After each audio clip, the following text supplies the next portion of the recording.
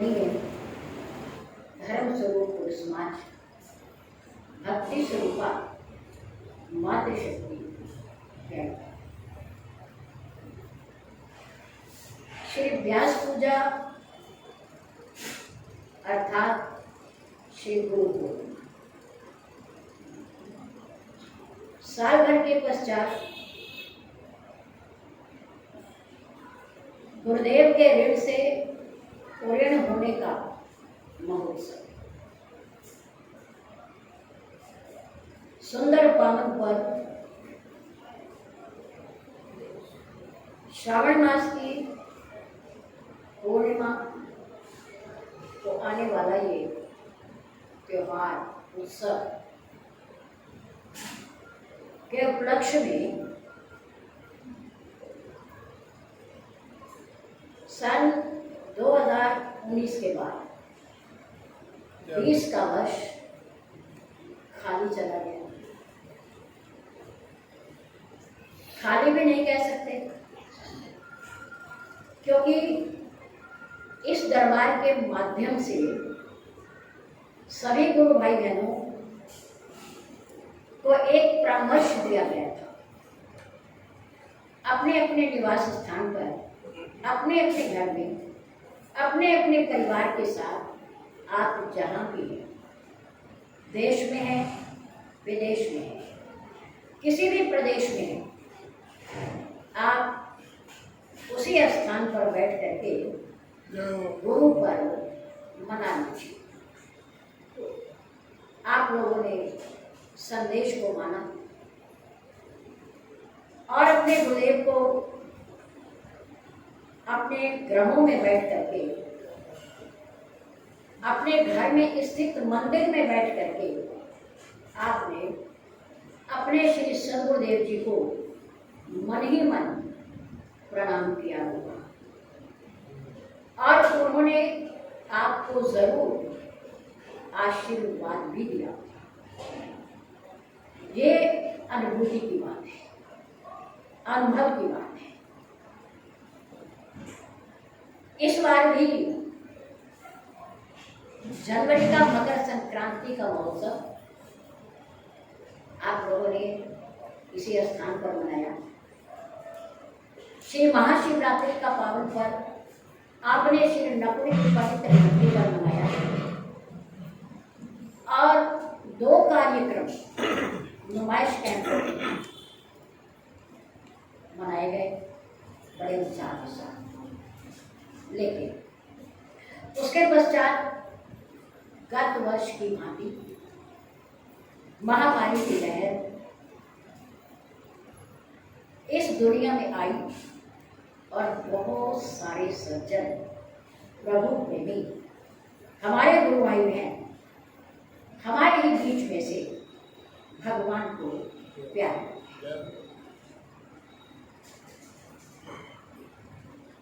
और अब वो महामारी कुछ शांत हुई। सरकार ने अपनी गाइडलाइन प्रारंभ की, जिसमें बिजनेस व्यापार थोड़ा बहुत आना जाना प्रारंभ हुआ और हमारे बहुत सारे प्रभु प्रेमी, हमारे पूज्य गुरुदेव जी के प्रेमी भक्त, सेवक, बालक, बालिकाएं जहां भी हैं बड़े व्याकुल। ऐसा लग रहा था मानो 1 साल नहीं कई साल बीत गए हों पूज्य गुरुदेव जी के दरबार में आए। श्री सद्गुरुदेव महाराज की जय। स्थानीय समाज तो ज्यादा तदा आता रहता है, थोड़ा बहुत खुशी गमी में उन्हें तो दर्शन होते रहते हैं, लेकिन बाहर के समाज को गुरुदेव के दर्शन नहीं हो पाए, बड़े परेशान। फोन के माध्यम से ज्यादा संदेश भी आते रहते थे देवी जी ये कब खुलेगा, ये कब खुलेगा, हमें कब बुलाओगे? हमारे ना बुलाने के पीछे आप लोगों के स्वास्थ्य, कुशलता और निरोगता की मजबूरी है। हम ये चाहते हैं कि आप जहां भी हो स्वास्थ्य पूर्वक रहो, कुशलता पूर्वक रहो अपने परिवार में, और पूज्य गुरुदेव जी को आप अपने मन से याद करते हो। आप निरोग हैं, आप स्वस्थ हैं, आप कुशलता पूर्वक हैं, तो आप बाहर होकर के भी आप गुरुदेव के पास हैं, आप हमारे पास हैं। ये दरबार सबका है, आप सबका है और सबके लिए। आप जब चाहो आ सकते हो, लेकिन थोड़ा सा सरकार के आदेश को मानते हुए हम अधिक संख्या में एक ही साथ आपको आमंत्रित नहीं कर सकते। हम पहले आपको चाहते हैं, बाकी सब काम बाद में है। आप बने रहेंगे, आप सकुशल रहेंगे, तो मेरे गुरुदेव भी प्रसन्न और हम भी प्रसन्न, हमें अच्छा लगेगा। आप लोगों के घर से सच मानना, जब कभी फोन आता है, चाहे वो खुशी का हो, लेकिन एक बार तो मन घबरा जाता है। मन में ये सोचते हैं, प्रार्थना करते हैं, प्रभु सब कुछ अच्छा हो, सब कुछ अच्छा हो, अच्छी खबर आए, अच्छी सूचना आए। भगवान से ये प्रार्थना करते हैं और फिर आपसे बातचीत करते हैं, क्योंकि आप पहले हैं, आप हैं तो इस दरबार की शोभा है, रौनक है, आपसे ही तो है। आज आप बैठे हैं, कितना अच्छा लग रहा है। थोड़ा दूरी से बैठे हैं तो कितना अच्छा लग रहा है, धीरे धीरे आ रहे हैं तो कितना अच्छा लग रहा है। सभा के साथ बैठ करके सलाह की गई, मंत्रणा की गई कि बुलाया जाए परिवार को, एक मौका तो दिया ही जाए गुरुदेव के दर्शन का सभी को, जो 2-2 वर्ष से नहीं आ पाए। किसी की यहाँ खुशी होती है, हम वही बधाई दे देते हैं कि आप वहीं देंगे, आप वहीं ठीक है, हम आपके साथ हैं, गुरुदेव आपके साथ। किसी के यहाँ परमात्मा ना करे तो गमी का संदेश है तो हम शोक प्रकट करेंगे, हम फिर भी मन से उनके साथ हैं, हमारा मन और तन उनके साथ है, हमारी सहानुभूति उनके साथ है। दुख में सुख में हम आपके साथ करेंगे, भले पहुंच ना पाए लेकिन आपके साथ है। आप मन से अनुभव कीजिए कि अलग अलग दिन में अलग अलग शहरों से, समय भी ज्यादा लगा क्योंकि चाहे छोटे शहर हों या बड़े, वे भी तो सब जगह और सब बराबर है, और सभी को आमंत्रित करना भी बहुत जरूरी है। और इतना करने के बाद भी बहुत सारी जगह छूट भी गई और समाज के फोन भी आ रहे हैं कि हमारे शहर का नाम तो है ही नहीं, हम कब आए, हमारा नंबर कब है। क्योंकि भावना है ना, सबका प्रेम जुड़ा हुआ है, और जिसने इस संदेश को पढ़ा सभी के हृदय के अंदर हलचल पैदा, उत्साह पैदा हुआ कि गुरुदेव के दरबार से संदेश आया है। सबका कर्तव्य बन जाता है उसका पालन करना। आज प्रथम दिवस 17 जुलाई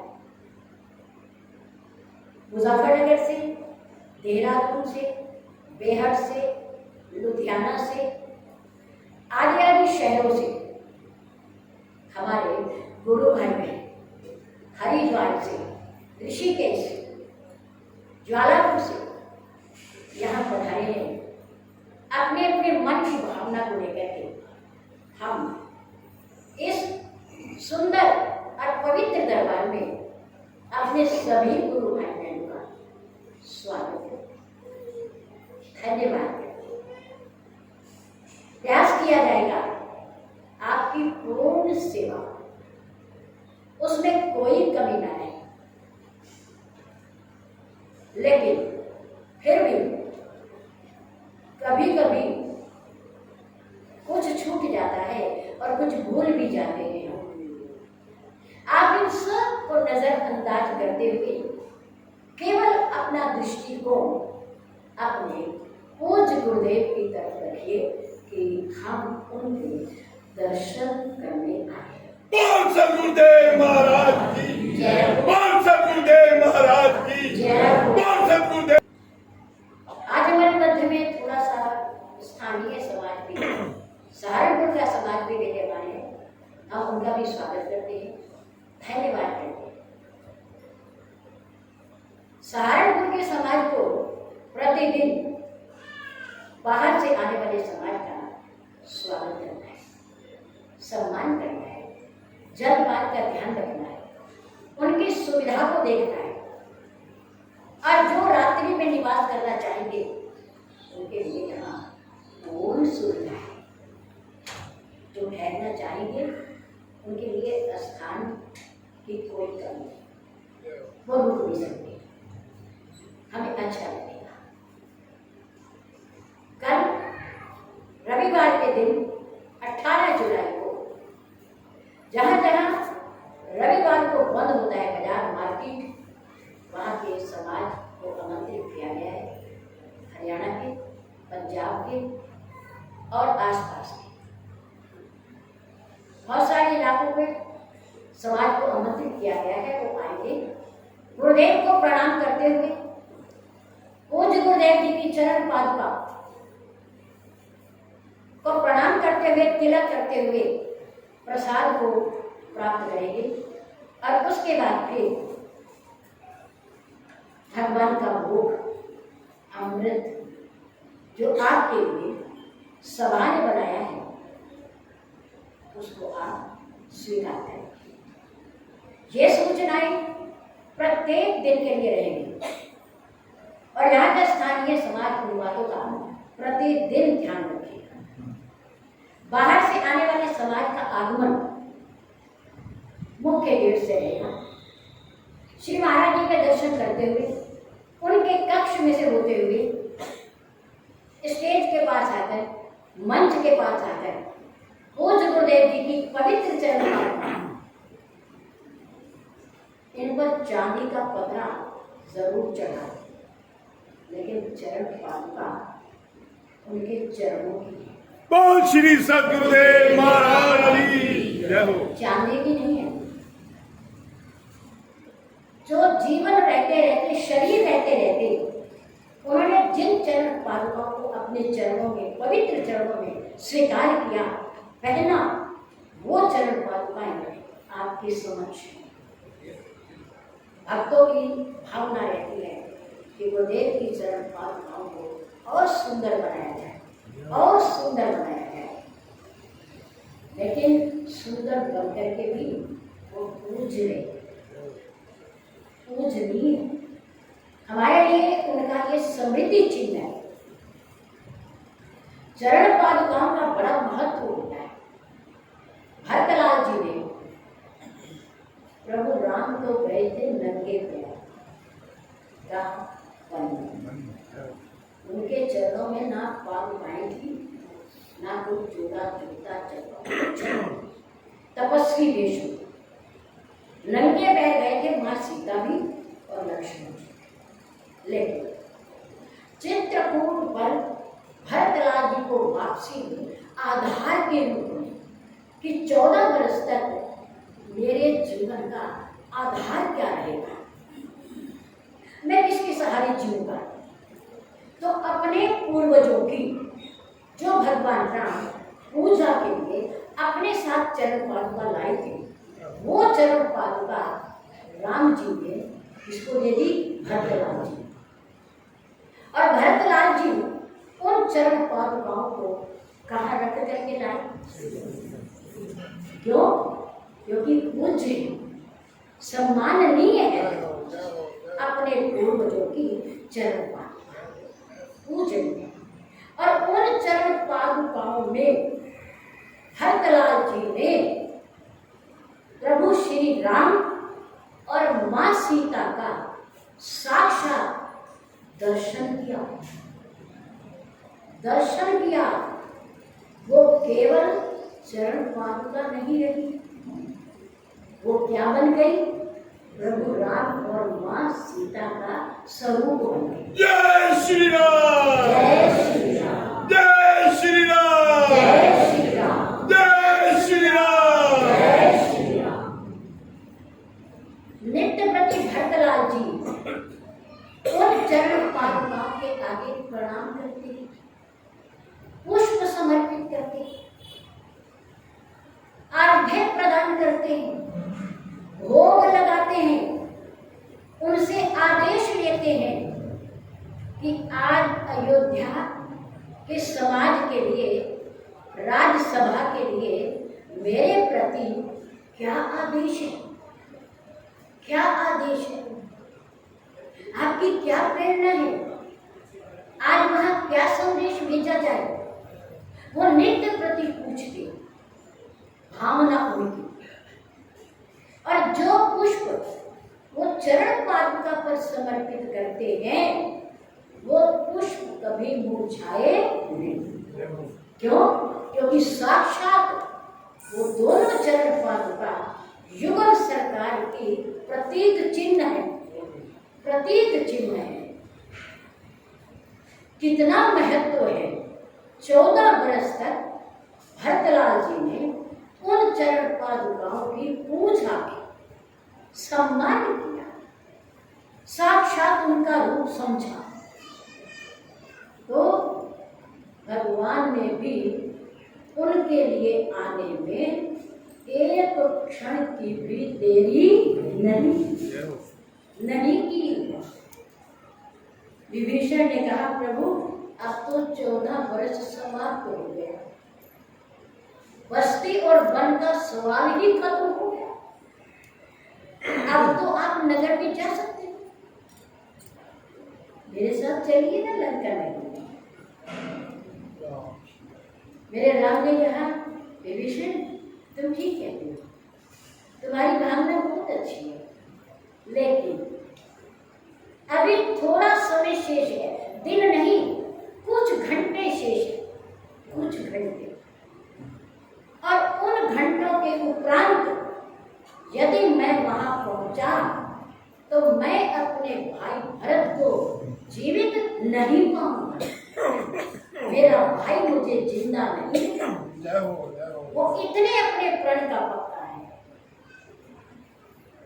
मैं एक क्षण भी गवाना नहीं चाहता, शीघ्र अति शीघ्र उसके पास पहुंचना चाहता हूं ताकि उसका जीवन बना रहे, उसका प्रेम मेरे प्रति बना रहे, जो विश्वास है उसका वो बना रहे, वो टूटे ना, वो टूटे ना।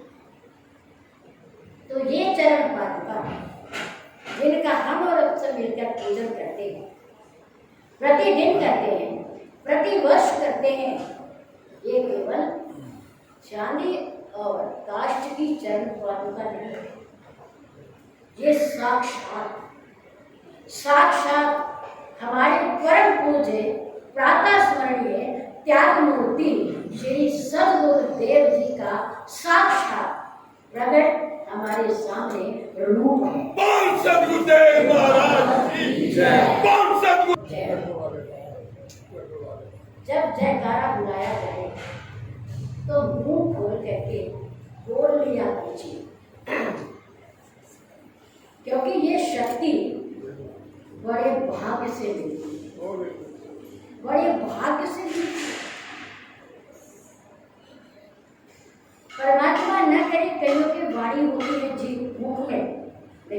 बोलने की शक्ति परमात्मा नहीं होता, वो नहीं बोल पाते। और साल भर के बाद, 2 साल भर के बाद या 4-5 महीने के बाद हमें जयकारा बोलने का अवसर मिला है, और हम भी यदि मुंह ना खोले अभी तो हमारी वाणी की सार्थकता नहीं। बोला कीजिए, राम का नाम भी बोला कीजिए और जयकारा भी बोला कीजिए। जय किसकी बोली जाती है? जिसका जीवन जय के योग्य होता है। जय अर्थात विजय, जिन्होंने अपनी इंद्रियों, अपनी कामनाओं, अपनी तृष्णाओं, अपने काम, क्रोध, लोभ, मोह, अहंकार आदि विकारों पर विजय प्राप्त कर ली हो, उसकी जय होती है, उसकी जय होती है। ऐसे अपने सद्गुरुदेव की जयकारा बोलते समय बल्कि 1 बार नहीं, 2 बार नहीं, 3 बार बोलना चाहिए। जय हो, जय हो, आपकी सदा ही जय हो, सदा ही जय हो। एक आज नहीं, कल नहीं, इस समय नहीं, हमेशा हमेशा के लिए आपकी इस दुनिया में जय जयकार होती है, होती है। ऐसे महान पुरुष जो हमें पूर्ण सद्गुरुदेव के रूप में प्राप्त हुए। नदी के अंदर जल बहता है 24 घंटे, गंगा नदी के 24 घंटे बह रहा है, लेकिन गंगा नदी अपने लिए कभी जल को एकत्र करके नहीं। वृक्षों पर साल में 2-2 बार फल आता है, लेकिन वृक्ष अपने पास अपना फल कभी ग्रहण संग्रह नहीं करता। वृक्ष कबहू नहीं फल बके, नदी न संचेली, परमारथ के कारण साधु धरा। वृक्ष कभी अपने फल नहीं खाता, नदी स्वयं कभी अपने जल को नहीं पीती, वो दूसरों के लिए। वृक्ष के फल भी दूसरों के लिए। ऐसे ही संत कबीरदास जी ने लिखा कि महान पुरुषों का जीवन भी दूसरों के लिए होता है, अपने लिए। आपने तो साक्षात देखा, जो गुरुदेव के बहुत करीब रहे, बहुत करीब, आज भी बहुत सारे लोग हैं जिन्होंने संग में रह करके देखा है, घूम करके देखा है, सत्संग सुन करके देखा है, घूमने सैर करते हुए देखा है। जिन्होंने देखा है उन्हें पूर्ण पता है कि उनका जीवन कैसा है। मोमबत्ती स्वयं जलती है, मोमबत्ती स्वयं जलती है, लेकिन प्रकाश गुरुदेव संत महापुरुष निस्वार्थ भाव से समाज की सेवा करने वाले महान त्यागी महापुरुष तपस्या स्वयं करते हैं और उस तपस्या का लाभ हमें मिलता है, समाज को मिलता है। हमारे परिवार संस्कारवान बने, हमारे बच्चे शुद्ध विचारों वाले बने, सद्बुद्धि वाले बने, अच्छे मार्ग पर चले। ये गुरुदेव की तपस्या का प्रभाव है। शबरी माँ ने कहा था, प्रभु आपने मुझे दर्शन दिए, मेरे ऊपर आपका कोई एहसान नहीं। ये मेरे गुरु का प्रताप है, ये मेरे गुरु की शक्ति है कि चलते समय जो वचन मेरे गुरुदेव ने मुझे दिया वो आज सार्थक है। मेरे गुरुदेव ने कहा, जब मैं भी उनके साथ शरीर छोड़कर जाने को तैयार हुई तो मेरे गुरुदेव ने मुझे रोका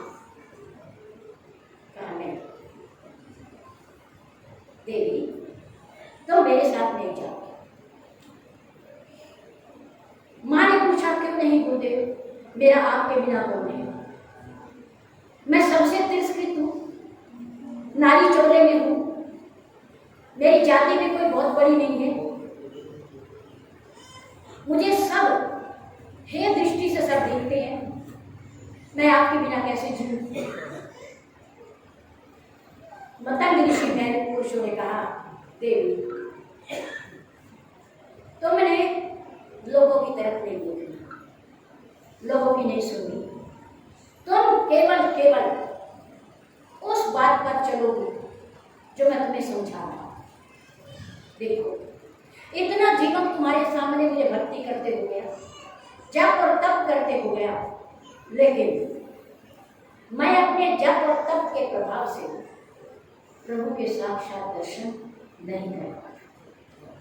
लेकिन मेरा आशीर्वाद है कि तुम्हें पार ब्रह्म परमात्मा जो मनुष्य रूप में स्वयं ब्रह्म प्रकट होकर के आया हुआ है, इस धरती पर वो वन की यात्रा करते हुए एक दिन तुम्हें दर्शन जरूर। जय श्री राम।